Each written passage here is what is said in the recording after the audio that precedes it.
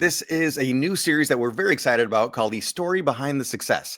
We see these fun success stories of somebody selling a screenplay, having a great meeting, finding a new agent, something along those lines. But what's the story that led to that moment? What lessons were learned along the way? How much hard work went into making that success story happen? That's what this series is about. But we want to hear about your success stories as well. So stay tuned to the very end to find out how you might be the next writer featured on this series.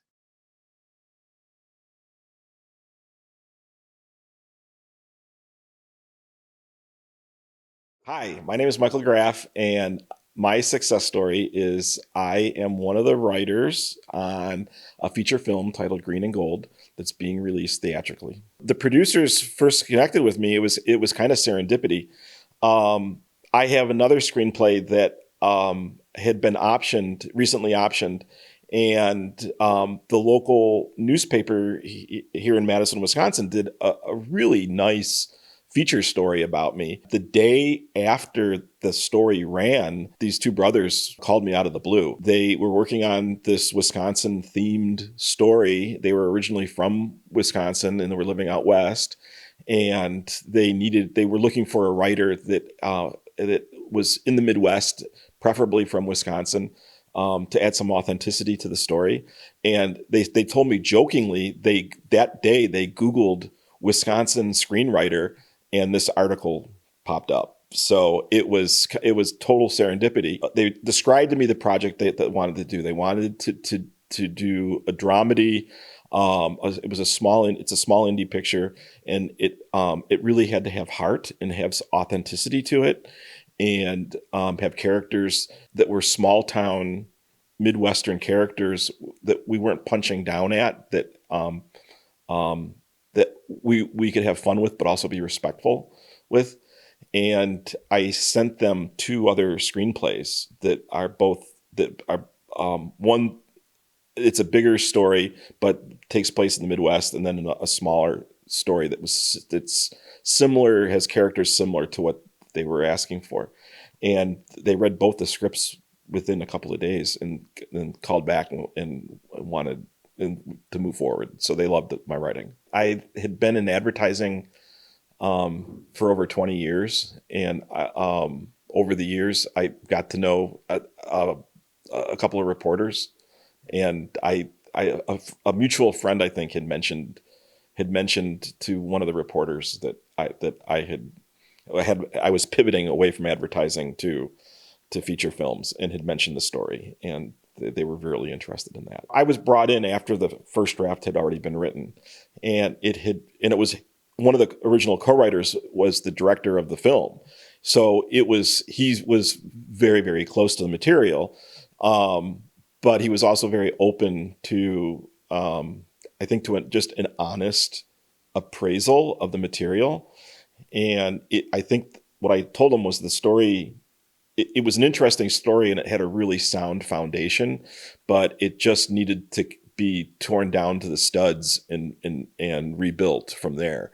And I think he appreciated that analogy. And they were very generous. They had asked me if I wanted to collaborate with the director to write, and I said yes, but I do my best writing. Tell me what you want, and then let me go away and do it, and then come back. I said I'm not really good. Like my best writing doesn't happen when I'm in a room full of other people. I need to kind of go away and process it and get it out, and then take notes and get revisions that way. And they were very generous to do that. And we had a really tight turnaround too. We had like a 2-month turnaround, and they left me alone for a month, and I gave them a first draft of the rewrite, and they loved it. They gave me some really good notes, and the notes they gave me were the best notes they gave me were notes that were like from 10,000 feet. Like, this is really, I think we need to do this, this, and this. That was much more helpful than getting into the weeds about, oh, well, change this or change that specific line or change this or that. I think that really helped. And And it was a really quick turnaround. I think like not having a lot of time to work on it really was probably a good thing. I dropped everything, and for 2 months I just worked on this, and I'd work on it probably 4 to 6 hours a day. One of my goals for doing the page one rewrite, was to really develop the characters more fully. I kind of pulled from friends and family that I've grown up with. I'm originally from a small town, and I've got relatives that grew up on farms, and a lot of from dialogue to the characters in general, a lot I've pulled from a lot of those relationships. I think that's the biggest thing, is like, just, I love going to family reunions with a pad of paper and notebook and just taking notes of things, like just crazy, weird things that family say. I just document it because I know it's going to come in handy later. It was a very good professional working relationship. It was their first feature film, but they had come out of advertising. So they had worked in commercial production. So they had kind of been, we'd all three of us had kind of been on the other side of the table, having to do creative work for clients. So I think that really helped. It's like having a frame of mind. It's like, we want you to be as creative as possible, but here are the parameters, and here's the ultimate goal, and here's the deadline. And I think that was good for all of us. Once I handed the script over, I really wasn't involved in the project after that. Every 6 months or so, I'd get an email from the producer, just a quick, hey, we finished shooting, we wrapped shooting, we're going into post. And they were very generous. I did get a copy of the first cut of the movie, and they asked me for my notes, and which I don't think happens very often. I think they respected my work enough that they wanted to bounce the cut off and see what I thought. And I gave them some notes. And I to be honest, I haven't seen the finished film yet, so I don't know. But it's been very well received.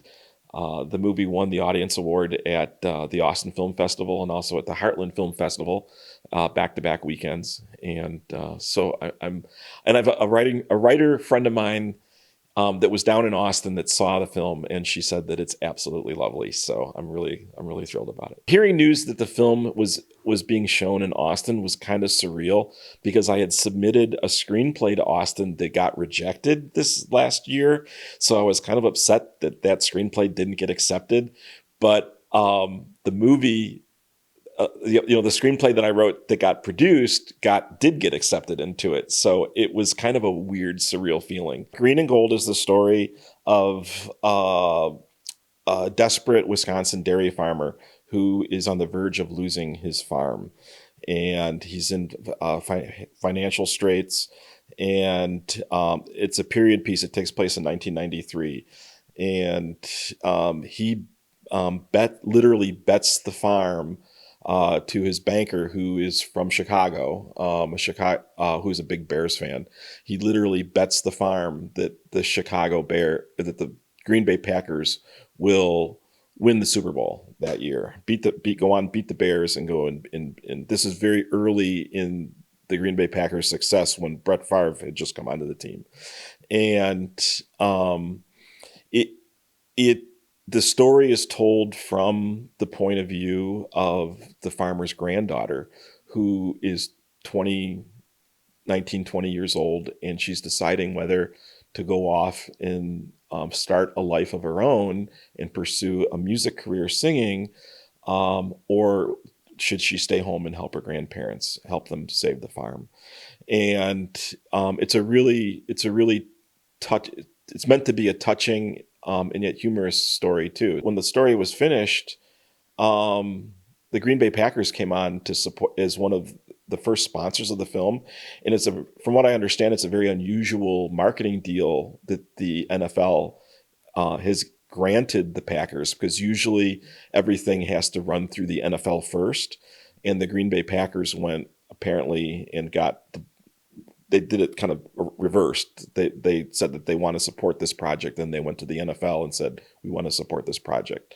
So the Green Bay Packers have been promoting the film since Austin, and Culver's restaurants are also helping promote the film as part of their Thank a Farmer program.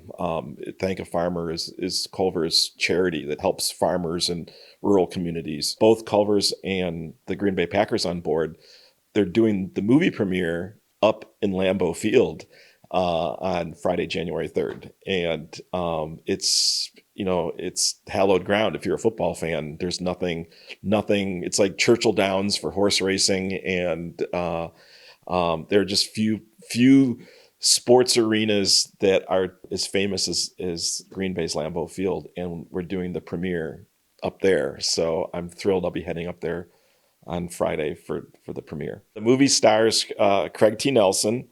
And he not only is going to be in Lambeau for the premiere, but he's staying on Sunday is the last home game, and it's between the Packers and the Bears, and he'll be singing the national anthem before the game. The great character actor Emmett Walsh, this was his last performance.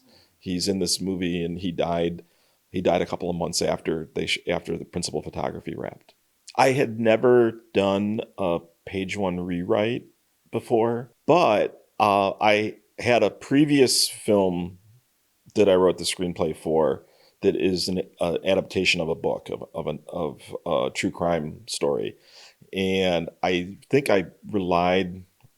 If I look back at it, I think I applied a lot of the same technique or a lot of the same thing from doing the book adaptation to this project, because I was really adapting this previous screenplay, and I didn't want to throw the baby out with the bathwater. I spent 20 years working as a commercial director in advertising, and I think I always do this when I write. I kind of write with my director hat on, and I always look for, when I'm writing characters, I kind of look for the through line, and in really making sure that the characters have a really strong arc.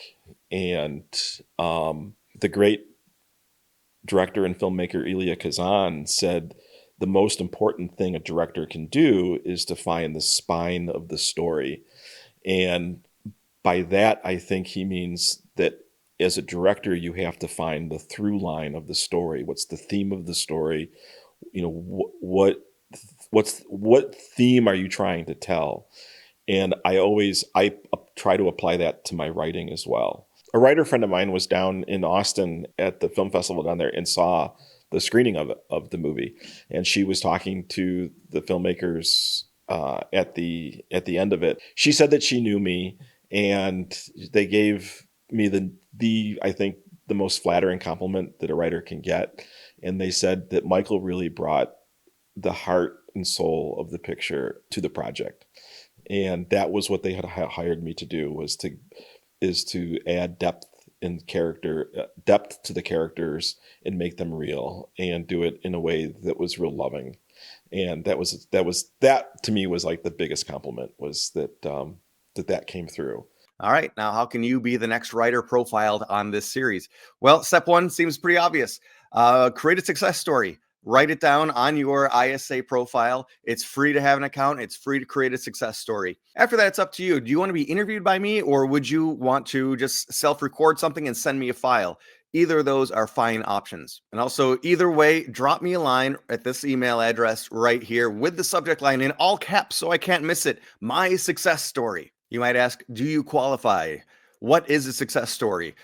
It could really be anything. Obviously, if you've won an Emmy or an Academy Award, let's talk about that. But even if you just sent your screenplay out for notes and you got really great feedback back, If you have begun taking your screenplay around, and even if you haven't gotten anything sold or optioned, if the meetings are going really well and you've got new contacts in the industry, that is a good success story. There are so many positive steps we take as storytellers and creators, because it is a long process getting something made. Taking a new class and having a light bulb moment where you really understand something that you didn't understand before. It's worth talking about. It's worth celebrating all of these moments, all of these steps in your creative process. And of course, keep in mind that for this video series, we're not just going to be talking about that success that happened. We are going to talk about that, but more importantly, we're going to talk about all the work that got you to that point, all of those lessons learned along the ways, the struggles that you had to overcome, things like that. That's really what this is about, to show that there's a lot of work that goes into this, but there's also a lot of positive